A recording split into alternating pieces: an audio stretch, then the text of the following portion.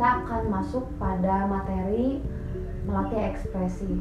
Nah, sekarang yang perlu dipahami soal melatih ekspresi adalah bagaimana kita memiliki output daripada apa yang ingin kita bicarakan di luar daripada dialog atau yang bersangkutan dengan dialog.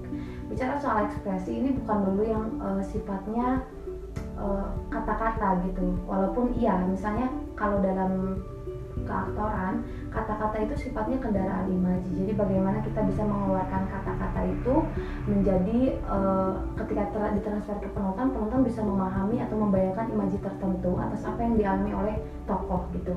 Nah, kemudian kalau kita masuk ke ekspresi, ini persoalan yang sebenarnya berkaitan, tapi ada hal lain yang juga memiliki kesulitan tersendiri. Misalnya begini, bagaimana kita harus berekspresi tanpa ada kata-kata. Misalnya seperti ini juga berhubungan dengan silent act, tapi di sini lebih rigid pada persoalan teknik dalam sebuah ekspresi. Nah, cara melatihnya sebenarnya gampang sekali. Coba kawan-kawan membayangkan satu emosi tertentu lalu ekspresikan di bagian tertentu wajah kawan-kawan. Kalau dalam keaktoran ada yang namanya matrikulasi, jadi kayak potongan-potongan kecil dari tubuh yang bisa dieksplor kemudian bisa disatukan menjadi utuh gitu. Nah, potongan-potongan kecil ini bisa dilatihkan. Misalnya begini, bayangkan satu emosi tertentu, lalu dari emosi itu coba kawan-kawan transfer ke satu bagian tubuh saja. Misalnya emosi marah. Nah, dalam satu wajah ini ada beberapa matrikulasi. Matrikulasi ada mata, ada hidung, ada mulut, kemudian ada pipi dan ada alis gitu, ada kening gitu.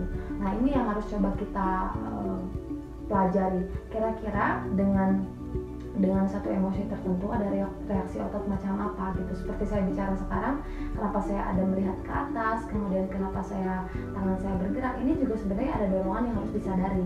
Nah, dalam belajar ekspresi, ini juga ekspresi, tangan ini juga ekspresi, alis ini juga ekspresi.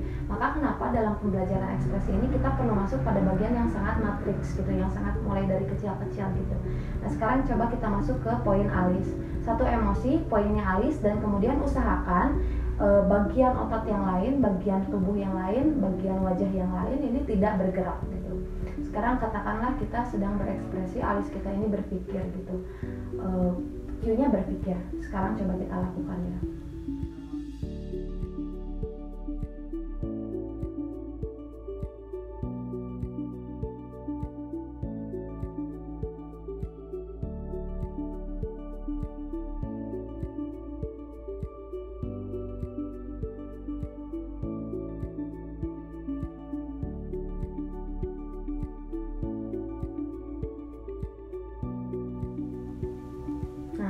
Itu pun sebenarnya ini ada kesulitan ketika harus tidak masuk dengan mata, dengan hidung, dengan mulut.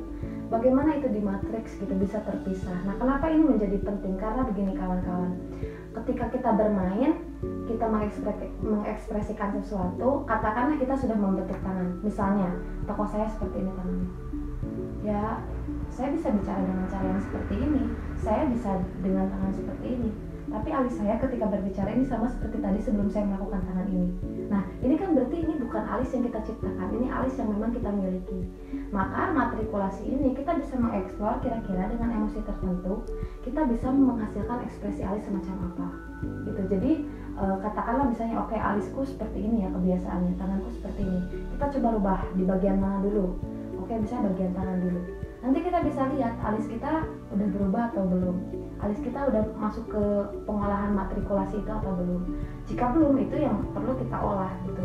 Jadi kenapa dalam pembelajaran ekspresi ini saya bicara bukan soal wajah yang sedih, muka yang marah gitu dan lain sebagainya, karena bicara ekspresi bahkan bagian tangan, bagian seluruh tubuh mulai dari kaki sampai kepala itu juga ekspresi.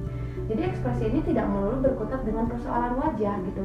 Bahkan persoalan wajah pun seperti yang tadi sudah saya katakan, dia ada potongan-potongan lagi, bagaimana mata, bagaimana alis, bagaimana mulut, bagaimana hidung. Dan kenapa itu harus di matriks? Pertanyaannya karena itu tadi.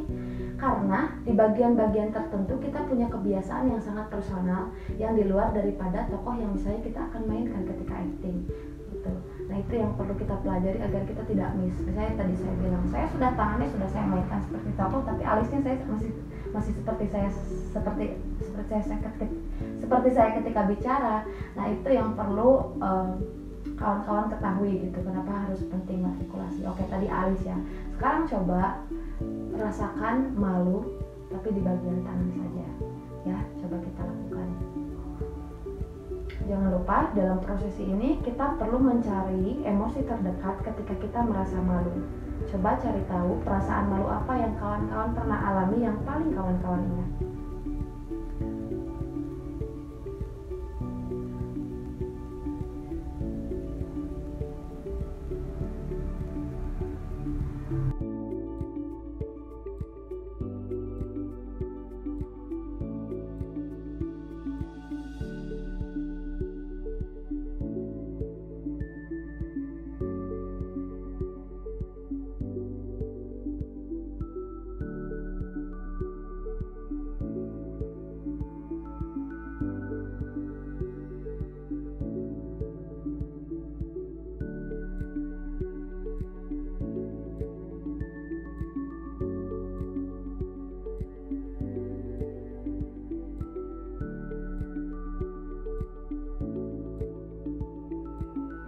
Jadi di sini ekspresi malu ini kalau saya ditanya apa itu gitu, ya simpel saja, saya belum potong kuku dan saya dari beberapa hari lalu kehilangan potong kuku dan saya tidak menemukan potong kuku itu di mana. Dan tiap saya bertemu teman saya selalu minder karena kuku panjang dan agak ada hitam-hitamnya gitu. Nah itu simpel, aku bayangin aja hal-hal yang kecil semacam itu, hal-hal terdekat semacam itu perlu disadari oleh aktor karena itu juga bisa digunakan sebagai bahan atau semacam vokabulari bagi seorang aktor untuk memiliki berbagai macam ekspresi gitu.